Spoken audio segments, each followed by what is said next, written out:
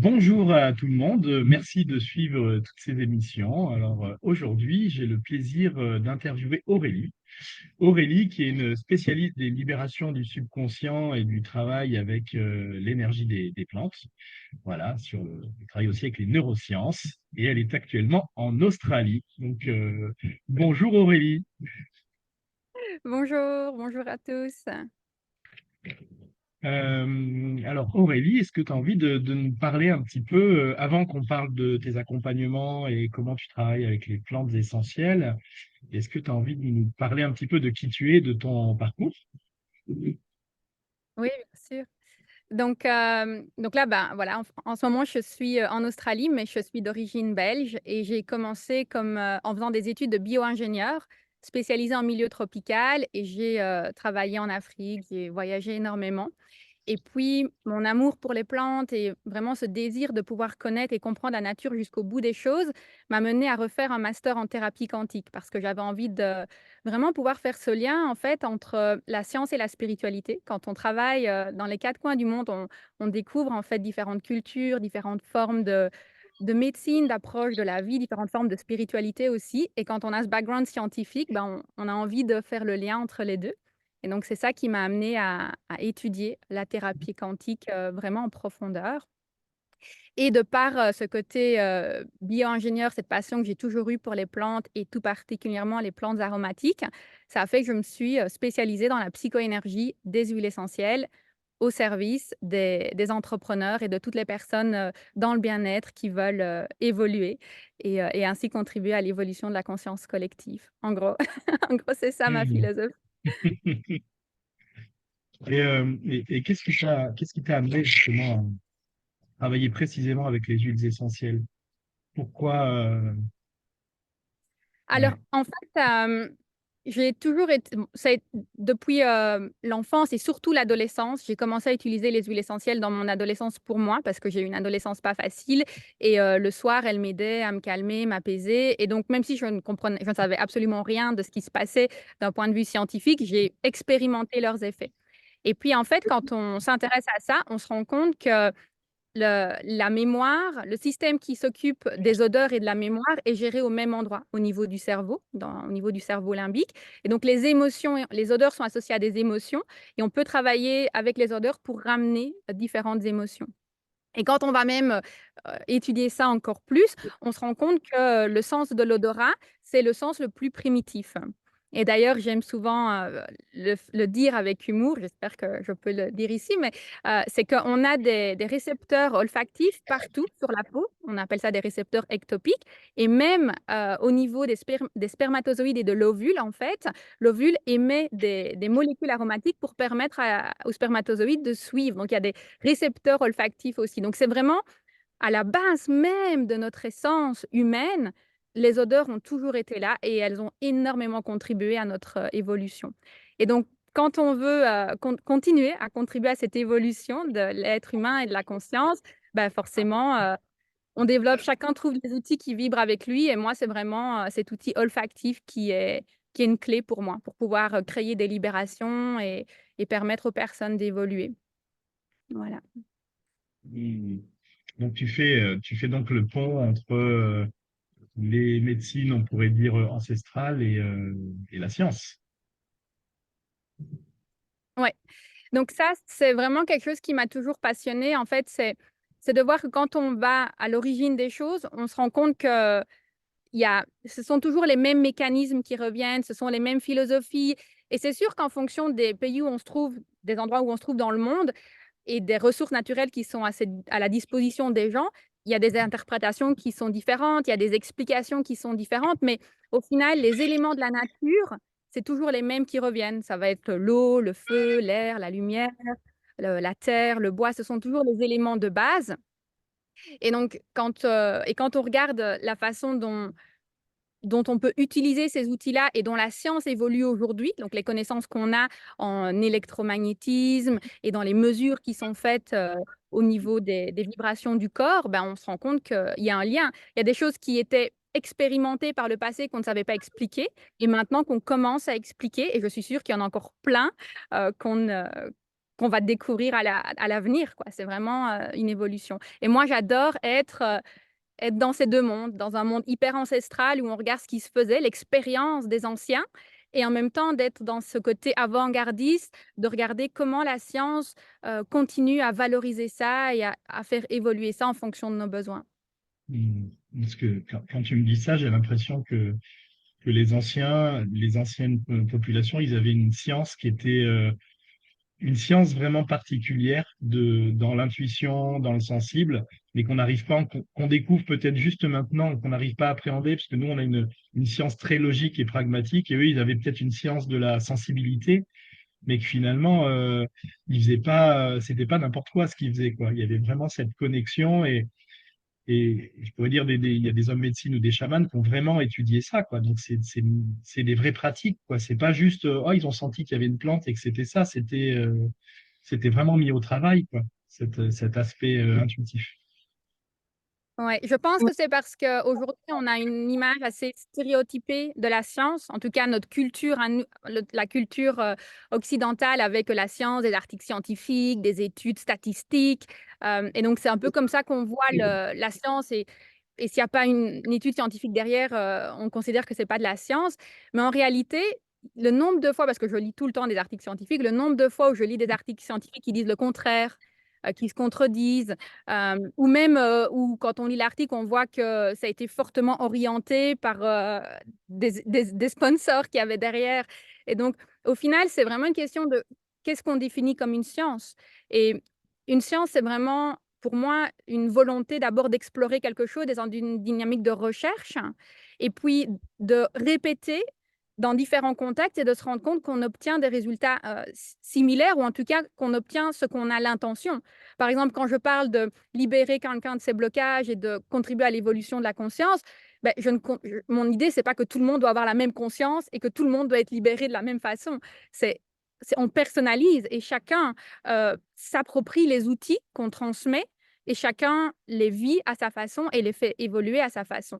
Donc pour moi, c'est vraiment une science, en fait. C'est une science et c'est une philosophie en même temps. Donc, il y a vraiment cette idée de choisir comment est-ce qu'on veut vivre la science, hein, je pense. C'est un Hmm. art aussi. Et, après, tu me parlais tout à l'heure aussi bon, avant qu'on fasse l'interview, du fait d'avoir des plantes locales et de travailler avec les plantes on peut avoir sous la main et qu'est-ce que tu aurais à dire par rapport à ça, par rapport aux gens qui utilisent des huiles? Est-ce qu'il vaut mieux utiliser voilà, les huiles de son terroir? Est-ce qu'elles ont plus d'impact là où on est, par exemple, par exemple, toi, tu es en Australie en ce moment. Est-ce que, vu que tu vis là-bas, est-ce que c'est peut-être mieux d'utiliser que des plantes australiennes parce que tu es en lien avec le terrain, par exemple? Est-ce que tu as un avis là-dessus par rapport Mhm. à comment utiliser tout ça? Ouais. Donc moi, ce que j'aime vraiment rappeler d'abord, c'est que on est constamment en transition. Donc on est constamment en train d'évoluer, nos besoins évoluent en fonction de où on est, de ce qu'on fait, des personnes qu'on accompagne aussi. Donc, c'est toujours, et l'essentiel nous offre l'opportunité, en fait, c'est vraiment un panel. Je dis toujours, c'est comme un artiste peintre, il a plein de pinceaux différents et puis il a plein de couleurs différentes et il associe les deux. Et donc, on a plein d'huiles essentielles différentes, et on a plein de techniques différentes et on associe les deux et en fonction de nos besoins, on trouve ce dont on a besoin. Donc, moi, je dirais que j'ai des huiles essentielles que j'adore d'Australie et en fonction d'où je suis, j'aime vraiment bien connecter à l'endroit et connecter aux plantes. Mais j'ai aussi des huiles essentielles qui viennent d'Europe, qui viennent de Madagascar et que je vais utiliser vraiment en fonction de mes besoins et de ce que je ressens.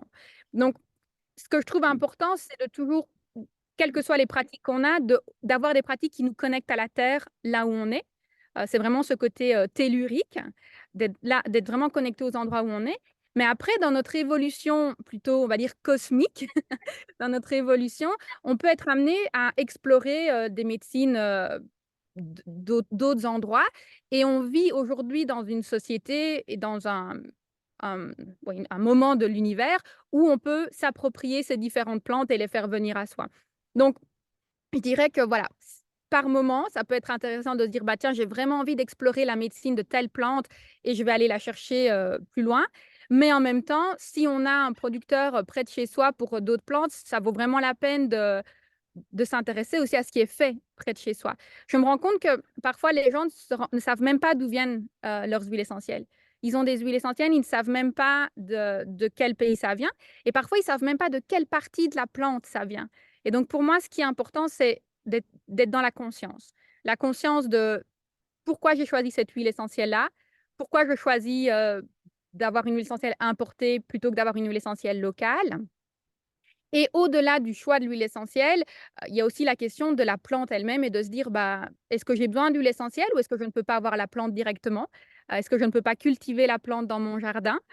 Et comment est-ce que j'ai envie? C'est vraiment une question de comment est-ce que je veux vivre et comment est-ce que je veux expérimenter cette connexion avec la plante et avec ce que j'appelle la conscience végétale. Et en fonction d'où on en est dans son chemin et de ce qu'on fait, on aura des réponses différentes aux différents moments. Mmh. Donc, tu travailles pas qu'avec les huiles, mais finalement avec les plantes aussi. Parce que quand tu parles de cultiver ses propres plantes, ça voudrait dire de se dire, ben, là, imaginons, j'ai besoin de menthe, je vais cultiver la menthe dans mon jardin, parce que le jour où j'ai besoin de l'énergie ou de l'effet énergétique de cette plante, ben, je vais aller cueillir la plante que j'ai cultivée dans mon jardin. Est-ce que tu pousses les gens aussi à avoir cette pratique pour être en lien avec justement l'énergie du monde végétal? Donc, moi, ce que j'aime dire, c'est vraiment de la graine à la goutte. Donc, d'essayer d'être connecté aux plantes depuis la graine à la goutte. Alors, c'est vrai que dans ce que j'enseigne actuellement, j'ai mis le focus sur les huiles essentielles. Ça a été ma porte d'entrée. Donc, c'est ce que j'enseigne le plus. Mais dans ce que je prévois dans les extensions et la croissance, j'ai tout mis en place, en fait, pour pouvoir par la suite vraiment enseigner aussi l'utilisation de la plante et l'utilisation de la culture. Mais bon, tout ça, ça demande un travail de transmission. Mais pour moi, je dirais que le gros avantage de travailler avec les plantes aromatiques en frais, c'est qu'on travaille avec les saisons. Et ça permet de se connecter aux saisons et de se rendre compte à quel point on a besoin des plantes aussi au moment où elles sont là en feuilles, elles sont là en fleurs.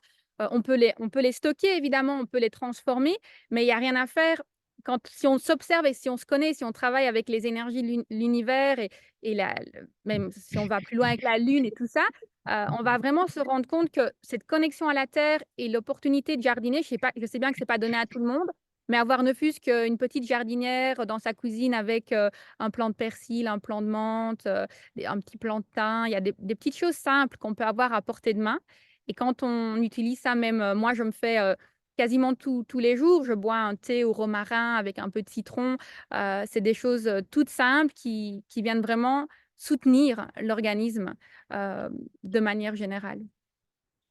Oui, puis en plus, quand tu parlais de, de cultiver ces plantes, ça se met en lien avec les saisons, mais je sais que tes accompagnements, ils sont aussi beaucoup en lien avec les lois de l'univers, les lois du vivant, parce que finalement, vu que tout est connecté, c'est en lien. C'est, Ouais, on voit bien que tout le à monde fait. actuel, on a des fraises à n'importe quelle saison, mais il y a un truc qui tourne pas rond. Et là, finalement, de se recultiver ces plantes, on voit bien que on est obligatoirement en lien avec les rythmes et la vraie loi du vivant, quoi. La vraie loi de la naturelle.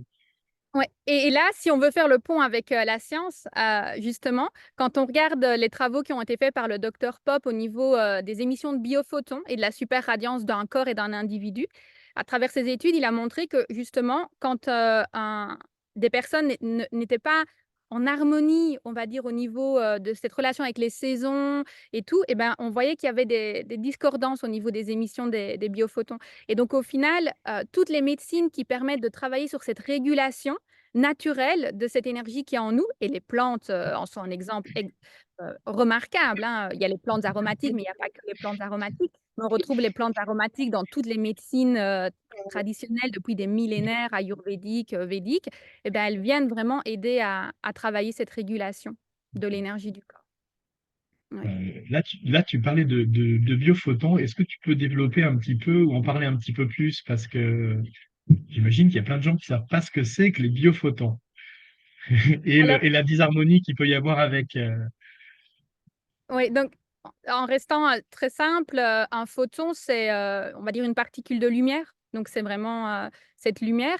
Et bio, la notion de bio, c'est de la biologie, donc c'est d'origine humaine d'une certaine façon. Donc, c'est cette énergie lumineuse qu'on peut avoir au niveau du corps.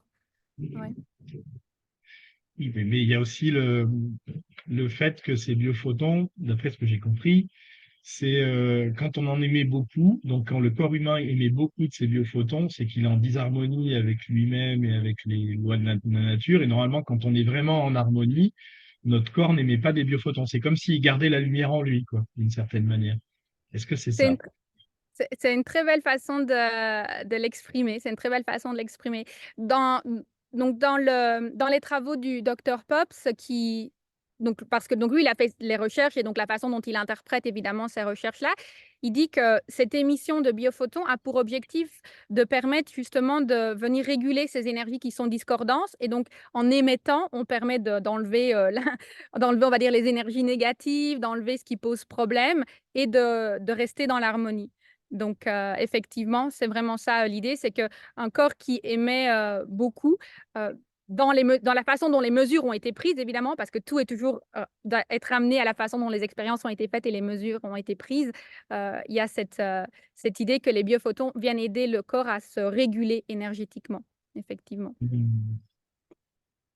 Est-ce que c'est pour ça que justement qu'il y a un accompagnement qui s'appelle Super Radiance? Oui, donc exactement. J'ai trouvé, pour moi, cette notion de super radiance, d'une part, c'est vraiment pionnier, enfin pionnier, c'est vraiment ce qu'il y a de plus avancé dans le terme du lien entre la science et la spiritualité, parce que les travaux qui ont été faits sont vraiment remarquables. Et mon intention avec le programme que j'ai intitulé Super Radiance, c'est justement d'aider les individus à réguler leur propre énergie pour devenir ces êtres super radiants, où ils ont vraiment cette radiance en eux qui leur permet d'inspirer les autres, de manifester ce dont ils ont envie, d'être libérés de tous les traumas transgénérationnels et des conditionnements socioculturels. Parce que j'ai l'impression que souvent, les conditionnements et les blocages, en fait, ça empêche cette radiance, ça crée plein de problèmes. Donc, l'objectif du programme Super Radiance, c'est vraiment d'aider les personnes à se reconnecter à leur lumière intérieure, exactement, d'une certaine façon, avec plein d'outils psycho-énergétiques et tout ce qu'on a discuté, se reconnecter au rythme de la nature, se protéger aussi, et utiliser les lois de l'univers, se libérer des vœux karmiques et ce genre de choses. Et est-ce qu'on peut parler un peu plus maintenant de tes accompagnements? Qu'est-ce que tu proposes? Parce que Super Radiance, c'est une partie, mais tu proposes des accompagnements sur combien de temps, par exemple? Alors, en fait, j'ai commencé au tout début par proposer mes accompagnements sous forme d'un membership où j'enseigne la psychoénergie des huiles essentielles. Donc, au début, c'était vraiment un module, enfin, une formation en 8 étapes avec l'idée que chaque personne peut la suivre à son rythme. Donc, les gens viennent, il y en a qui la font beaucoup plus vite que d'autres. Et la beauté pour moi, et ce qui était quelque chose qui me tenait vraiment à cœur, c'est d'être dans une dynamique de communauté où je dis toujours les connaissances, c'est évolutif. Donc, on est vraiment dans un champ de connaissances vivant.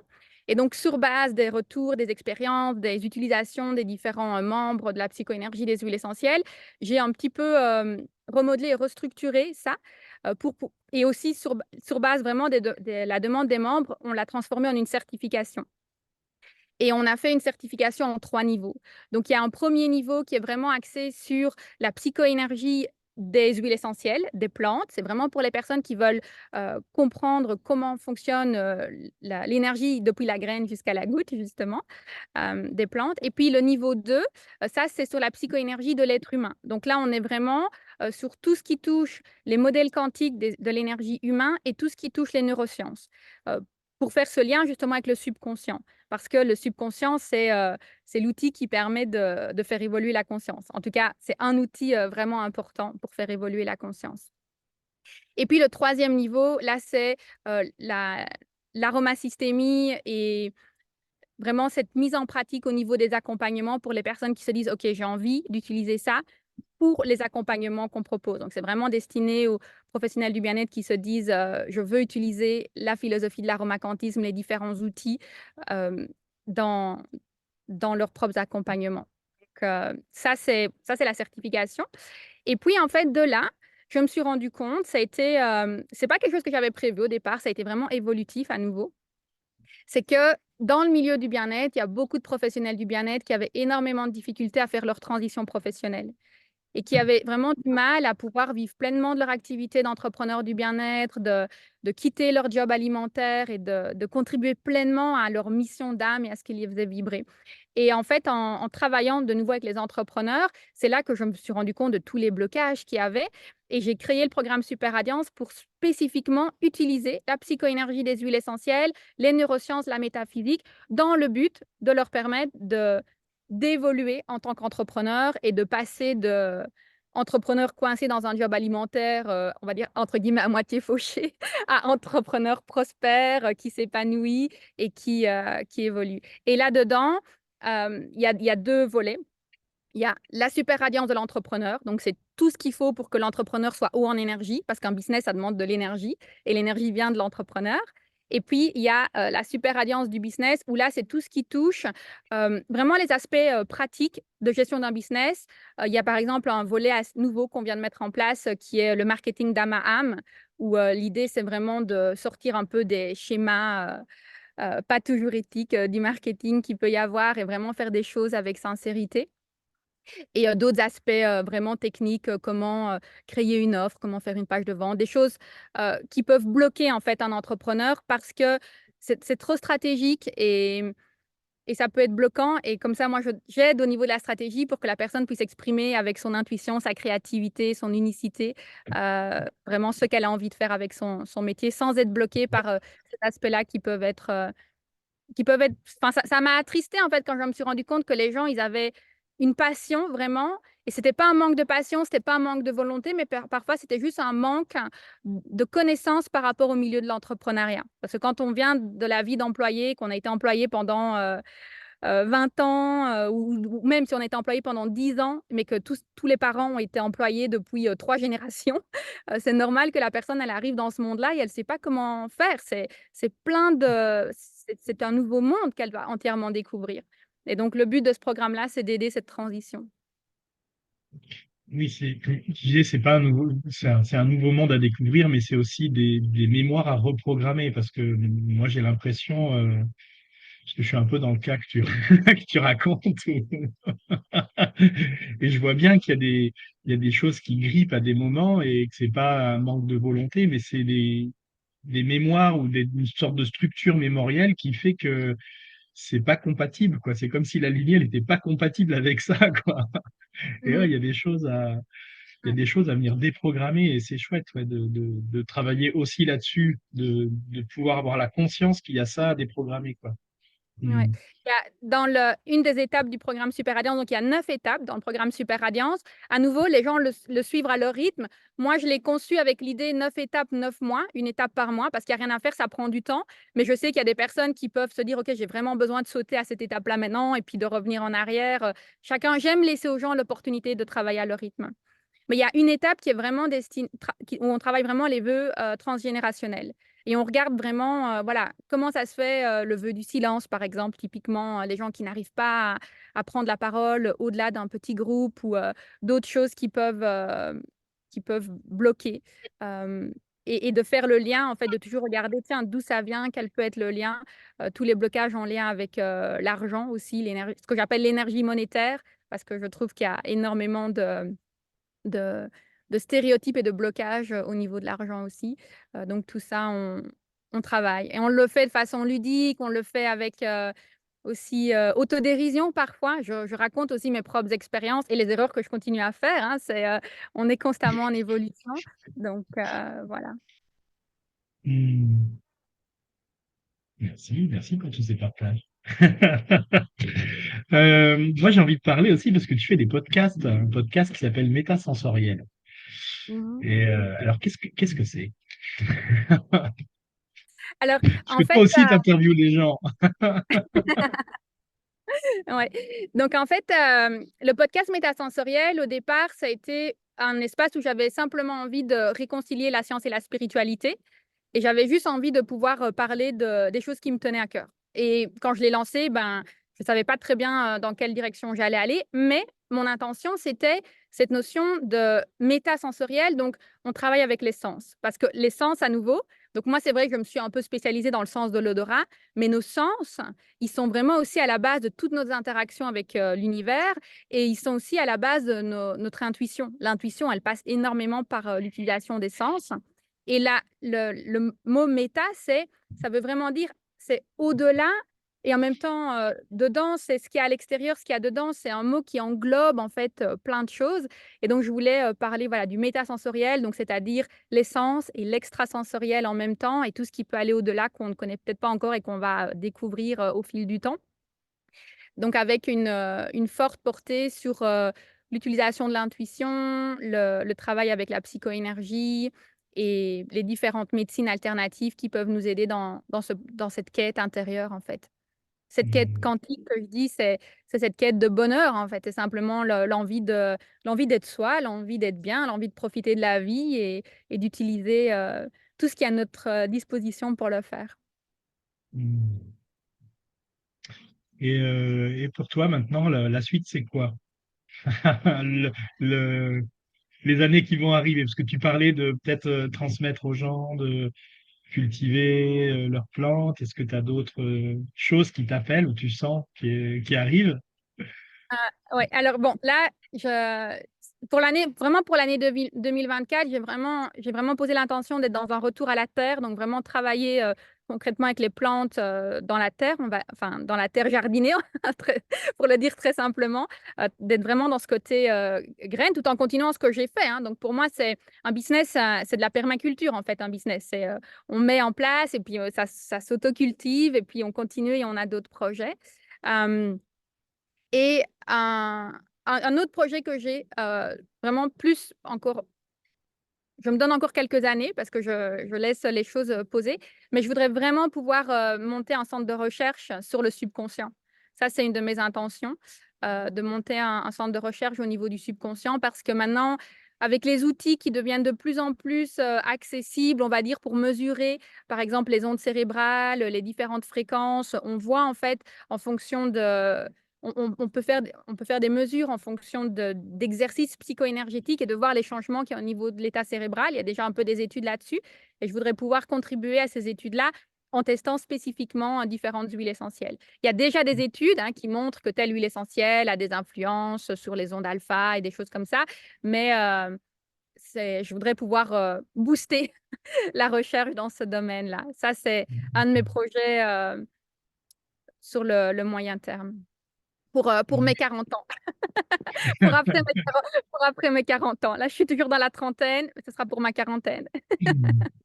On va te souhaiter ça, hein. Et quand tu parlais du subconscient, un centre de recherche du subconscient, est-ce que tu parles aussi de rêve éveillé, de rêve lucide? Est-ce que c'est des choses que tu pratiques? Ouais. Donc, dans le programme Super Radiance, il y a un module entier, où je parle de rêves astro, de rêves lucides, de voyages astro.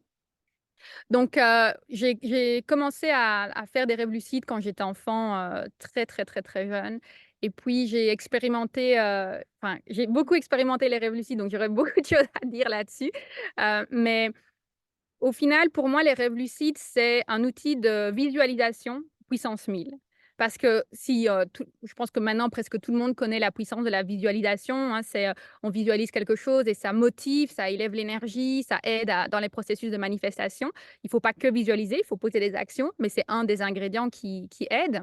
Et en fait, quand on est dans un rêve lucide, le corps et l'esprit et l'énergie vit tellement, c'est une visualisation, 3D, en fait, toute l'énergie, tout l'esprit est dedans, que c'est vraiment un outil, exceptionnel de manifestation pour moi. Mmh. Et dans la façon dont je suggère de l'utiliser, en fait, toute la méthodologie qui permet de faire des rêves lucides, pour moi, c'est la même méthodologie, qui permet de vivre avec lucidité et je dis toujours, c'est rêver lucide et vivre, lucide. C'est rêver avec lucidité pour vivre avec lucidité et quand on arrive à associer les 2 pour pas simplement, rêver sa vie, mais vivre ses rêves, les rêves lucides sont un excellent outil pour ça.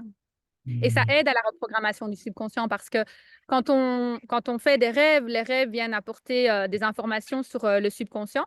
Il y a des personnes qui ne sont pas toujours d'accord avec moi, mais donc le subconscient envoie un message, on va pouvoir observer ce message, chercher à le comprendre, chercher à l'interpréter. Et puis une fois qu'on a assimilé la leçon, on peut maintenant se dire, OK, j'ai compris la leçon, je ne veux pas le répéter. J'ai pas besoin de continuer à faire les mêmes erreurs, j'ai pris ma leçon. Et donc c'est la même chose avec les rêves, c'est qu'on a un rêve, on fait des cauchemars et puis on se dit: «OK, j'ai compris la leçon, maintenant j'ai plus besoin. Comment est-ce que j'ai envie de changer ce cauchemar? Comment est-ce que j'ai envie de le transformer en une opportunité?» Parce que ma philosophie aussi, c'est de dire, on est des machines à transmuter, les énergies négatives en énergie positive et c'est la même chose. On est là pour transformer les problèmes en opportunités. On est là pour transformer les cauchemars en rêves et voilà, l'idée, c'est vraiment d'être, dans cette transformation et un rêve Mmh. lucide, c'est ça, en fait, c'est être capable de prendre le contrôle de son rêve pour le faire évoluer dans la direction qu'on a envie. Mmh. Ouais, ouais. Parce que je ne trouvais pas tout à fait les mêmes notions. Moi, dans mes stages, je mène les hommes à rencontrer leur subconscient par des rêves éveillés, justement, pour rencontrer leur dynamique profonde, énergétique. Et justement, je vois très bien que le rêve éveillé, enfin, moi, comment je le conçois, c'est un pont entre, pardon, entre le conscient et toute la structure inconsciente qu'on porte, énergétique et psycho-émotionnelle, et que d'un coup, on n'a pas accès à cette structure-là parce elle est trop enfouie, mais avec le rêve éveillé, ça crée des ponts. Et c'est comme s'il y avait un dialogue entre le conscient et l'inconscient, et ça peut déprogrammer des mémoires parce que d'un coup, tiens, je constate que dans mon inconscient, c'est structuré comme ça. J'ai une image qui arrive. Ouais, Par exemple, la structure énergétique de mon roi intérieur, bah tiens, si le roi il est petit, il est tout bancal, il est énorme, ça donne des informations et d'un coup, le conscient peut se dire ah oui, ma structure était comme ça, donc j'ai l'information et ça fait un feedback et ça peut rechanger. Et moi, c'est des choses que j'utilise à chaque week-end de stage et je trouve ça énorme à chaque fois, quoi. ouais. La magie qui est là, quoi. Ouais, donc le rêve éveillé, je pense que c'est une technique qui est encore différente du rêve lucide. Ouais. C'est pas exactement la même chose, mais oui, ce que tu fais, c'est génial. C'est vraiment, c'est un peu comme pour les gens qui ne connaissent pas, je dirais, c'est peut-être une sorte d'état d'hypnose d'une certaine façon. Enfin, on les a oui, oui, je vois ce que je vois, c'est pas une hypnose dans le sens, la personne c'est son mental, en fait, qui n'est plus là, quoi. Son mental est éteint pour pouvoir aller voir ce qu'il y a dans son subconscient, quoi. Ouais. Ouais. Alors, toi, le rêve lucide, c'est plutôt changer consciemment. C'est comme ça serait un rêve éveillé où tu changes consciemment le déroulé pour prendre la main sur la programmation, en fait. Quand la personne dort, donc la personne dort complètement, elle est endormie vraiment, quoi. Ouais, donc Ok. c'est différent.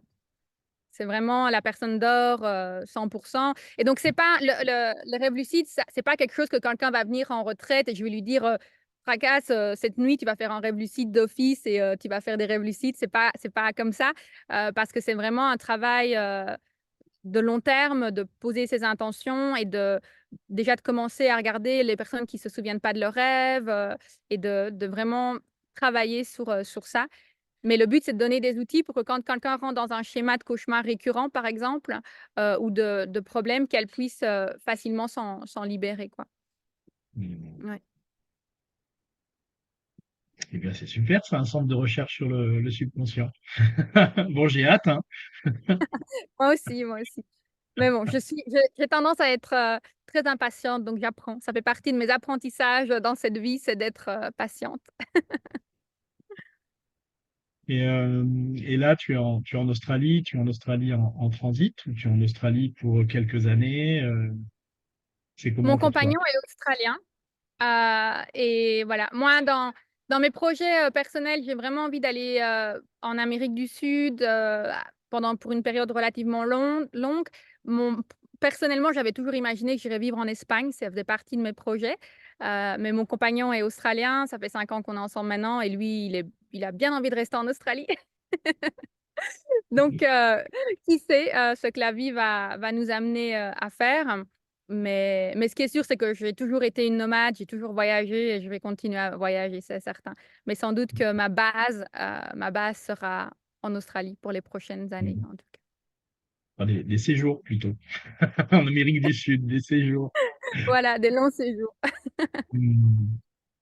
Eh bien, merci Aurélie d'avoir pris ce temps avec moi et de nous avoir parlé de ton parcours, de tes accompagnements. Bien, merci Comme pour ton invitation, c'était un ouais, honneur. alors pour les personnes qui nous écoutent, comme toujours, sous la vidéo, il y aura le lien du site d'Aurélie et les liens pour la retrouver si vous voulez suivre ses accompagnements. Voilà, bah, j'espère en tout cas que cette interview vous a plu. Alors, si vous aimez, ben, cliquez, partagez, abonnez-vous, faites tout ce qu'il faut pour qu'il y en ait encore d'autres. Et puis, je vous souhaite vraiment une très, très belle journée. Tu veux de faire un petit mot pour conclure, Aurélie, ou... Ben, simplement dire merci à tout le monde et puis aussi pour te féliciter pour tout le travail que tu fais parce que je sais que il y a pas, on ne retrouve pas beaucoup d'hommes dans le milieu du bien-être de la spiritualité. Il y en a et ils font un travail exceptionnel et tu les mets en lumière et je trouve ça génial. Donc, félicitations pour tout ce que tu fais pour l'être humain de manière générale et aussi spécifiquement pour les hommes. Merci, merci Aurélie. J'accueille ça avec plaisir. Bah, belle journée à tous et puis bah, continuez à suivre la chaîne alors. Au revoir.